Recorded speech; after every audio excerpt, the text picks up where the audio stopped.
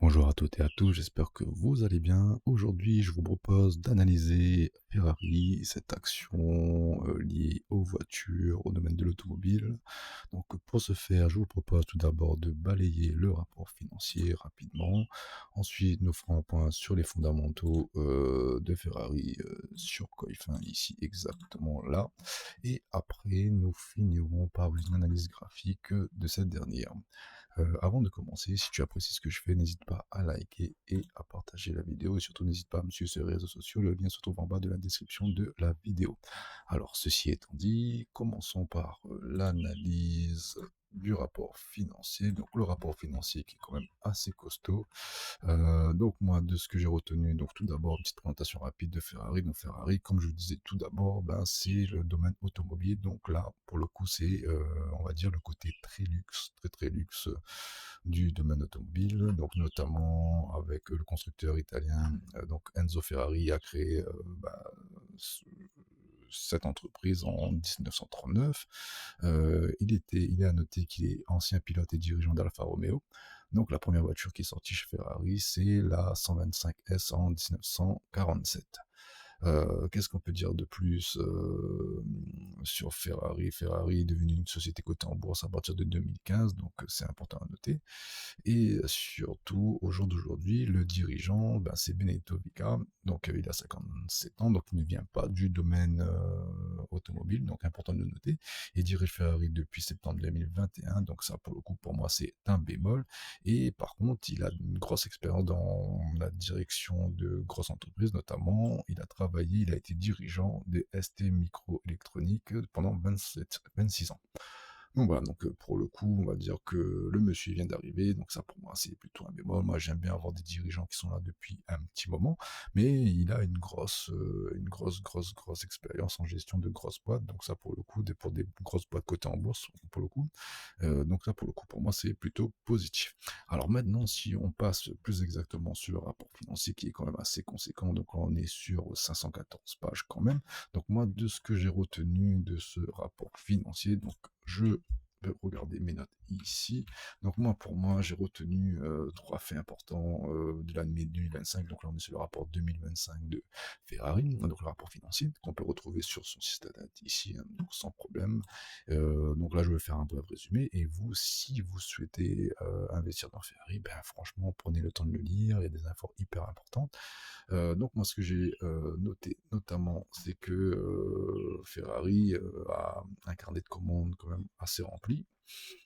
Donc ça, c'est les perspectives d'avenir. Donc là, on a un carnet de commandes très rempli. Donc là, Ferrari table sur un rapport, sur, pardon, un carnet de commandes rempli jusqu'en 2025 et continue 2027. Donc et continue à engendrer encore plus de volume de commandes. Donc ça, c'est positif. Donc là, on part sur des voitures qui coûtent entre 500 000 et 1 million pour les plus chers, non, pas pour les plus chers, pour les moins chers, et allez, peut-être aller 200 000, 300 000, 500 000, donc pour une Ferrari. Donc là, si le carnet de commande de Ferrari est plein jusqu'en 2027, donc c'est plutôt pas mal, donc c'est bien. Donc après, ils ont une stratégie long terme, donc la Ferrari aussi souhaite passer à l'électrique, notamment en investissant pas mal dans les moteurs électriques. Donc là, ils se tablent sur 2026 pour la sortie, bah, comme vous voyez ici, bah, des voitures hybrides, électriques, etc. Donc là, on voit que Ferrari s'oriente vers bah, l'électrique, un peu comme tous les constructeurs, à tort ou à raison, ça, on verra. Après, on peut noter aussi, donc là justement, je vous parlais des transitions, donc là, hybride, enfin, thermique à hybride, électrique, etc. On peut noter aussi sur l'effet important de 2025 que bah, Ferrari a augmenté de manière considérable son résultat opérationnel, passant notamment à un EBITDA de plus 8% et une marge en augmentation, toujours en EBITDA, donc de 38%. Donc là, pour moi, j'aime pas trop parler en EBITDA, mais là, pour le coup, ça fait quand même assez important. De plus, on peut noter aussi que Ferrari progresse dans le domaine, notamment bah, du sponsoring. Donc, Ferrari sponsorise pas mal de personnes et ça fait monter cette activité de plus de 22% des revenus. Après, si on passe sur les revenus, c'est les variations du chiffre d'affaires entre 2024 et 2025. Moi, j'ai pu noter de mon côté, donc là, ça va se trouver ici. Donc là, si vous regardez ça ici, donc vous allez voir que ici aussi, donc on peut regarder toutes les variations. Donc là, on peut noter qu'entre 2024 et 2025, il y a une variation de plus 7% du CA, donc ça, c'est plutôt positif. Dont le revenu des voitures et des pièces ont dépassé 6 milliards, donc plus 5% au niveau des revenus, et surtout les revenus de course, les sponsoring, et le lifestyle, ça portait plus de 22%, comme je disais auparavant. Aussi, on peut noter que la marge aussi est en progression. Donc là, on peut voir que en lisant ce rapport financier, que la marge a augmenté de quasiment 5% comparé à 2025, donc 1,6 millions, donc pardon, 1,6 milliard de variations de marge. Donc ça, c'est plutôt pas mal hein, pour une entreprise.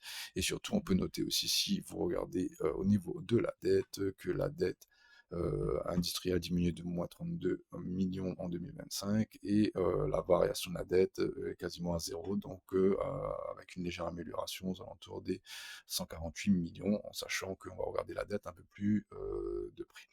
Donc voilà, donc ça pour dire qu'eux, ils notent une dette sur le rapport 2025 aux alentours de 1,4 milliard. Et pour finir, je vais finir sur le cash flow avant de passer aux fondamentaux. Donc là sur le cash flow, on peut voir que le cash flow reste stable, donc aux alentours de 1,5 milliard. Donc là on peut voir déjà uniquement en lisant ce rapport financier que la dette est égale au cash flow et aussi égale à la marge, il me semble. Donc là, ça donne un équilibre plutôt pas mal. Oui, c'est bien ça. Donc on a une dette de 1,4, on a une marge de 1,6 milliard. Donc en fait, les comptes s'équilibrent plutôt pas mal. Donc ça, c'est plutôt positif. Donc voilà. Donc là, je vous ai fait un bref résumé de ces 514 pages. Donc là, si vous voulez vraiment mettre des sous sur, si vous voulez mettre des sous sur Ferrari, je vous invite à le lire, à le faire traduire, à le faire résumer éventuellement par une intelligence artificielle si vous n'avez pas le temps de le lire. Mais en tout cas, avant tout investissement, je conseille aux gens de lire ce rapport financier parce qu'en fait, il détaille énormément de choses et franchement, connaître le détail sur ce quoi on met son argent, je pense que c'est hyper important. Donc voilà. Ceci étant dit, donc là maintenant nous passons à l'analyse fondamentale. Donc là on peut voir comme l'indique le rapport financier de Ferrari. Donc là on peut voir que le CA est en perpétuelle augmentation. Donc entre 2024 et 2025 il a augmenté. Donc là comme on peut voir, donc là c'est en mensuel. Donc là on est en trimestre peut-être mensuel. Donc la fin 2024, on était à 6,68 milliards d'euros. Et là, nous sommes à 7,15 milliards. Donc voilà, il y a une progression, donc ça c'est hyper important de le noter. Pour le moment, on va masquer la dette, je vais regarder la marge. Donc là, on peut voir qu'on a une marge de 22%. Donc ils ont indiqué que la marge a augmenté entre 2024 et 2025, qu'on peut vérifier ici sur Coifin. Donc là, on peut voir que 2024 et 2025, il y a une augmentation de la marge, donc ça c'est positif. Et logiquement, si on met ça en face, donc là, si on fait un petit calcul rapide, donc là, je vais prendre la calculatrice en ligne, et je vais prendre celle-là. Donc là, on va calculer la marge. Donc là, on avait 7,15 milliards fois 22 de bénéfices, donc ça nous fait 1,57 milliard de bénéfices, donc ça c'est plutôt positif. Donc on va noter ça ici, donc on va commencer à noter. Donc alors, je vais prendre ici, alors je vais pas attacher ça ici, je vais enlever ça et voilà. Donc on va noter donc les CEO, donc on va reprendre un peu depuis le début. Donc, on va continuer sur le CA, ça va être très bien parce que si on reprend depuis le début, ça va prendre un peu de temps. Donc là, ici, on va dire que là, le CA en augmentation positive. Ça, c'est plutôt positif. Marge nette de 1,57 milliards. Ici. Donc ça, c'est très bien. Donc là, si on continue, on a la dette qui est quasiment égale à la marge, donc ça on peut le noter aussi, donc ça c'est hyper positif aussi. Donc ici on peut mettre dette égale marge nette. Donc ça, franchement, même de plus que ça, ce serait pas mal.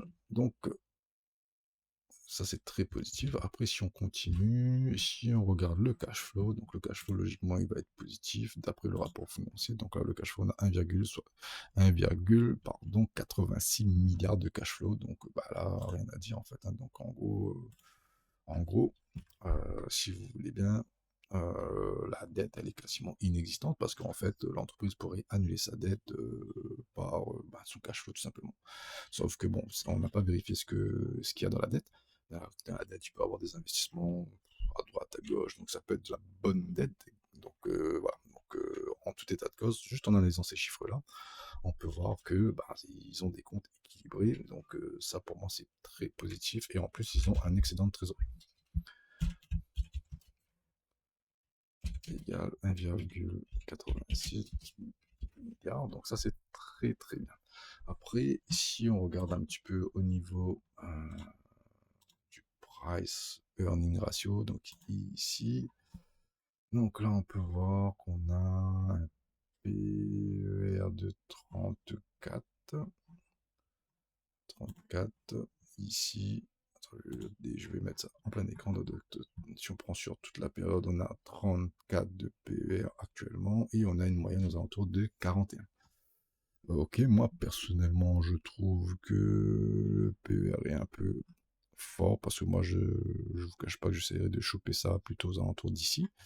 Donc c'est pour ça, je vous propose de calculer le prix pour 30, pour 25 et pour 20. Allez, c'est vraiment 20, on va dire, c'est vraiment l'ultime prix qu'on viserait. Donc on viendrait sur les plus bas de 2016 éventuellement. Donc là, ça reste à voir. Donc là, on va essayer de déterminer à quel prix on peut acheter Ferrari. Parce que là, on voit que Ferrari est dans un retracement actuellement, donc on verra ça juste après. Donc là, c'est de voir justement à quel prix serait abordable de l'acheter. Donc là, de but en blanc, à 34 fois les bénéfices, on sait qu'on peut monter potentiellement jusqu'à 41. Donc là, déjà, si on croit à Ferrari, donc sur ce niveau de prix-là, je pense qu'on aurait pu commencer à investir de manière fondamentale, hein. Donc là, on est venu prendre un plus bas de 2020 ici. Donc ça peut être hyper intéressant, mais si éventuellement le prix commence à continuer à baisser, donc on pourrait notamment voir à quel prix on pourrait se positionner. Donc alors pour ce faire, donc, on va calculer le prix de l'action par rapport à son PER, donc on va utiliser la formule ici. Donc là, on va prendre le bénéfice qu'on va faire. Alors, on a dit PER, on va noter ça ici. Donc, PER 30.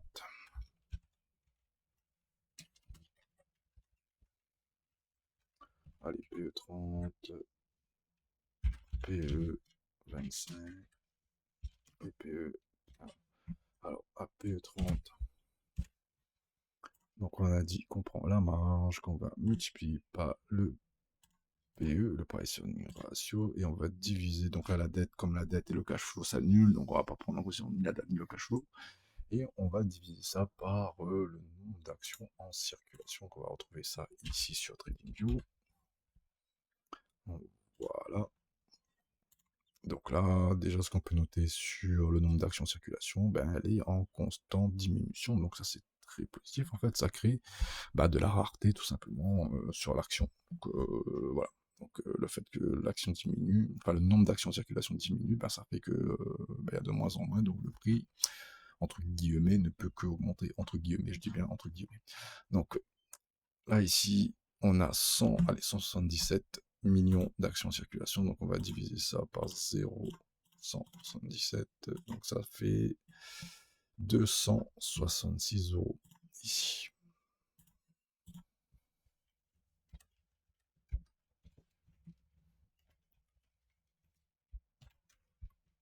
Voilà.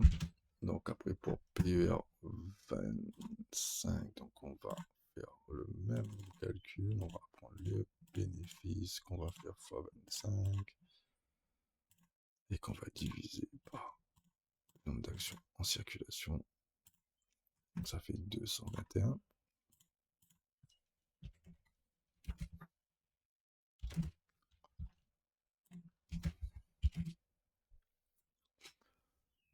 Et pour finir, on va faire PE1. On va reprendre exactement le même calcul. Donc la marge fois, hop, alors je vais recommencer. Donc là on était à 20 fois 20 divisé par le nombre d'actions. Allez, 177. Donc là un petit peu les niveaux de prix sur lesquels on va surveiller Ferrari. Ok, donc là une fois qu'on a fait ça, on va positionner ces prix pour voir un petit peu où ça nous mène techniquement. Donc là ici, 162,6, on serait... Allez, grosso modo ici. On va appeler ça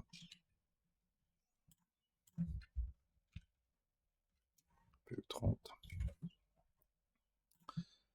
Ici, après on va mettre 211. Ici, changer de couleur. Ouais, on va mettre ça, c'est P25. Et pour finir, on va mettre le 20 aux alentours des 177. Allez, ici. Et on va mettre ça en rose. Et ça va être PE1. Bon, voilà, donc on a fait notre analyse fondamentale, on a vu un petit peu à peu près sous quel prix on pourrait éventuellement commencer à acheter du Ferrari. Et on a fait l'analyse fondamentale, donc là on peut dire que tous les signaux sont un peu au vert en termes fondamentaux. Donc là on est sur un petit retracement ici de Ferrari. Donc, donc là on pourrait attendre, donc on n'était pas loin, donc on était ici aux alentours des PER30 le début mars. Alors je sais pas si c'est début mars, mais en tout cas pendant le mois de mars. Donc là ici, personnellement, bonne zone pour commencer à acheter du Ferrari pour moi. Maintenant, si on regarde un peu plus en détail, donc comme d'habitude, je vais vous mettre un Fibonacci. Donc là, on va prendre le point le plus bas, donc au tout début, on va dire que de la cotation de Ferrari, on va prendre jusqu'en haut ici. Donc là, déjà, on peut voir qu'on a cassé les 38,2. Donc la règle de Ishimoku impliquerait que on se rejoindrait ici aux alentours des 61,8. Donc techniquement, on peut penser qu'à un moment donné, le prix va venir rendre visite aux alentours des 61,8 ici. Sauf si évidemment le prix réintègre les 38,2. Donc là, si on maintient les 38,2, on pourrait aller rendre visite sur les plus hauts. Donc là, comme je vous dis, si vous souhaitez investir sur Ferrari, donc là, je pense qu'ici, on pourrait commencer à mettre 20% de la somme que l'on souhaite investir sur Ferrari ici. Maintenant, techniquement, moi je pense qu'à un moment donné, si ce retracement poursuit, parce que là on a cassé les 38,2, on est une pullback, et là pour moi le flux serait plutôt moyen court terme, plutôt baissier. Donc là on aurait peut-être un schéma comme ça. Et pareil, si on fait une continuation de baissière de tendance, donc on fait AB égale CD. Donc là, si on prend ça, et ici, on aurait peut-être une continuation. Donc là, j'exagère un petit peu. Donc allez, ici, on aurait peut-être une continuation un peu comme ça, ce qui nous ramènerait éventuellement dans cette zone ici que j'avais identifiée depuis le départ, donc la zone de rechargement long terme. Donc là, ici, le prix pourrait éventuellement revenir ici. Donc voilà, donc là, on va dire fondamentalement tout est au vert. Donc là, le retracement date de début, alors, depuis mars, en février. Donc là, lié un petit peu avec la guerre en Iran, USA, Israël peut-être. Aussi des prises de bénéfices. Donc imaginez ceux qui ont investi sur Ferrari en 2022. Eux, ils étaient sur des fois 200, donc sur fois 2. Donc à un moment donné, ouais, il y a une petite prise de bénéfice ici, donc ça c'est normal. Donc on voit Voilà, donc potentiellement, il y a ces 2 explications qui pourraient expliquer, on va dire, ce retracement. Donc après, c'est pas très grave, donc le prix ne peut pas monter, voilà, éternellement, donc c'est normal qu'il y ait des retracements, donc des respirations du prix. Donc là, on peut voir qu'on a cassé également cette imbalance-là aussi. Donc là, en fait, on a un signal, clairement qui est venu vendeur.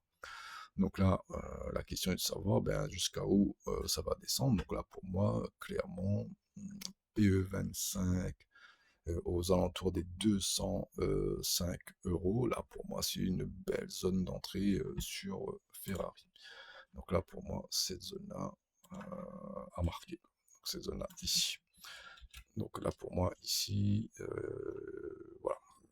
S'il faut, par exemple, si on a mis 20% ici, si on peut mettre jusqu'à 50%, donc il nous reste 30% de notre montant d'investissement. Et si jamais le prix continue à descendre encore un peu, bah, on met les 30 derniers pourcents. Bon, et si vraiment le prix craque, bah là, bah, c'est un peu le risque du métier, on peut dire ça comme ça, mais au vu des fondamentaux qu'on a analysés juste auparavant, ça m'étonnerait un peu que Ferrari fasse ce genre de schéma. Mais après, voilà, pourquoi pas, on ne sait pas de quoi est fait l'avenir, donc après, il peut y avoir un signe noir. Donc ça fait que bah, le prix accélère, que toute la bourse se casse un peu la gueule, donc c'est possible. Mais en tout cas, au vu des fondamentaux qu'on a vus auparavant, moi je pense que ici le prix devrait reprendre un peu son pouvoir, même peut-être avant, et aller chercher peut-être un nouveau plus haut.